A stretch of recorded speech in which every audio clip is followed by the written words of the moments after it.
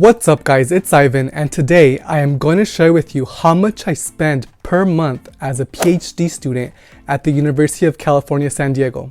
If you enjoy watching graduate school content, consider subscribing.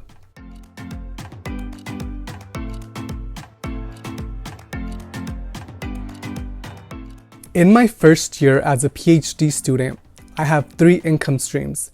So one of those income streams is being a graduate student researcher. My second income stream is being a graduate student reader / grader. And my third income stream is a departmental stipend / fellowship. In my graduate student researcher position, what I do is I work with this program on campus and I help with assessment work as well as just implementation of programming.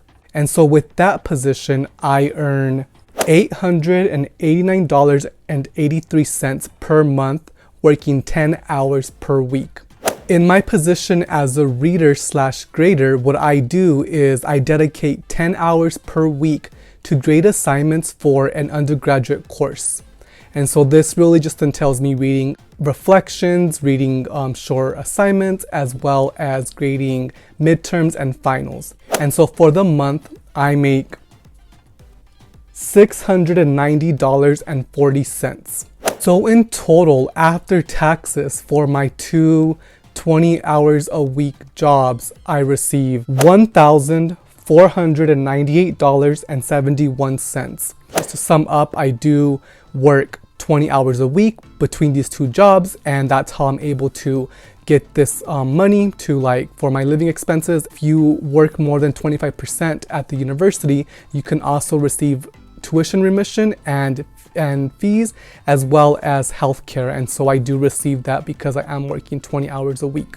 My final income stream, like I mentioned, is a departmental fellowship stipend, and so that comes out to $1,581 per month. For this fellowship, it was an automatic fellowship that was given to me and I don't have to do nothing for it besides getting good grades, obviously, and attending my classes and passing my classes. And so I receive that stipend every month for the duration of the academic year, so about 10 months. The grand total of my assets, my income, is $3,079.71, which is for 1 month. And so that's how much I make every month, roughly, and I use that to pay for my living expenses. Now we are going to look at my expenses per month. I do want to caveat this by saying that every person's different depending on your lifestyle, depending on the location that you're going to live in.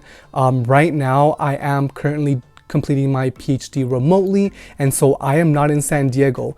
Once I move up there, or once I move down there, I am going to make an updated version of this video just to give you a more accurate look at what it's like to live in San Diego, so I can share with you exactly how much I spend and how much I gain.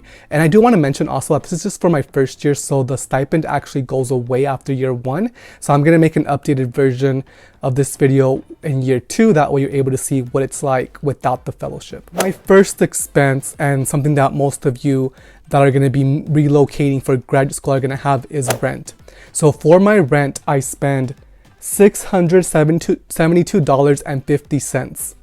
And this is because I rent a room in a 2-bedroom apartment. So I have a roommate that was assigned to me, and we have a really nice apartment actually, and we have a balcony. I have my own room, we have a bathroom, and a pretty good kitchen and a good sized living room. So I think I got a steal by, paying this much money for an apartment, a room in San Diego. I also pay my monthly cell phone bill, which is $56. I am on a family plan with my parents and my siblings, and so that's why my cell phone bill is pretty low with unlimited data. So my rent in San Diego does include internet, but I pay for my family's internet back at home, even when I'm not at home.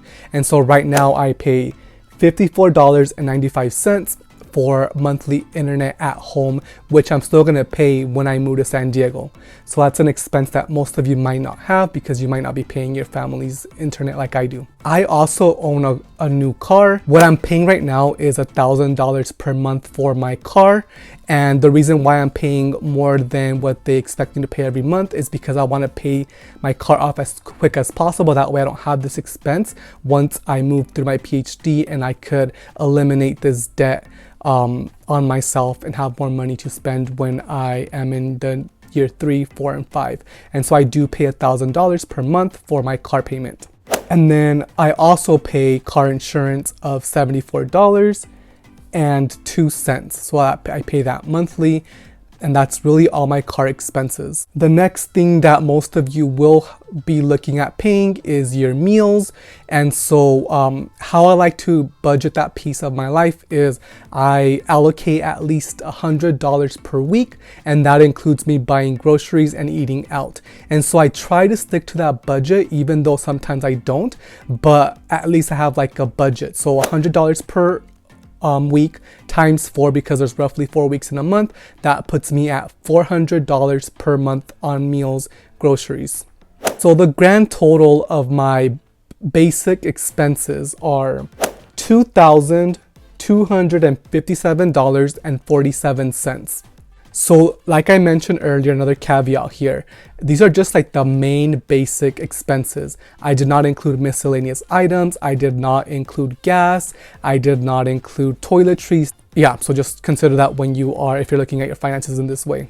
Well, now that we looked at my income streams plus my expenses, let's do the math and figure out exactly how much money I have left over every month to, in this case, to buy toiletries, miscellaneous items, for emergencies, and for other expenses that I did not take into account in my section on expenses, because we all know that things come up. Maybe I want to eat out more. Maybe I want to get involved in an activity that requires me to pay a monthly fee. Or maybe I want to go to the gym and have like a private gym versus using the campus-wide gym. So let's look at the math behind my expenses here. So if we can recall, my income streams bring in $3,079.71. My expenses total to $2,257.47. So after we subtract my expenses from my income streams, what's left over is $822.24. And so, like I mentioned, with that extra amount per month, I will use it for other expenses, or I will put it in my savings account in case I need it in the future. And especially for me in my situation, like year 2, 3, and 4, and 5, I am not going to receive the fellowship. So I know that my monthly income is going to go down next year. So I want to make sure that I save this money in case I need it next year. Overall, I think that I got a really good package and really good funding for my PhD program, at least for year 1. So I am making more than usual. I would say most PhD programs don't offer you this lofty of a stipend and assistantship right off the bat. And so I'm lucky that I do have this opportunity to make a little bit extra money by having 2 positions, 2 jobs, 20 hours a week, plus a fellowship stipend from my department. So like I mentioned, my income will change next year. So I plan to make an updated version of this video. That way you're able to see, how that changed, and if I'm still able to pay for all my expenses. If you enjoyed this video, please give it a like and subscribe. If you know someone who is in graduate school or who plans to go to graduate school, please share this video with them. That way they're able to gain some insight on how to budget and how to look at their income streams and expenses and how to navigate that as they move forward to graduate school. And I will see you in the next video.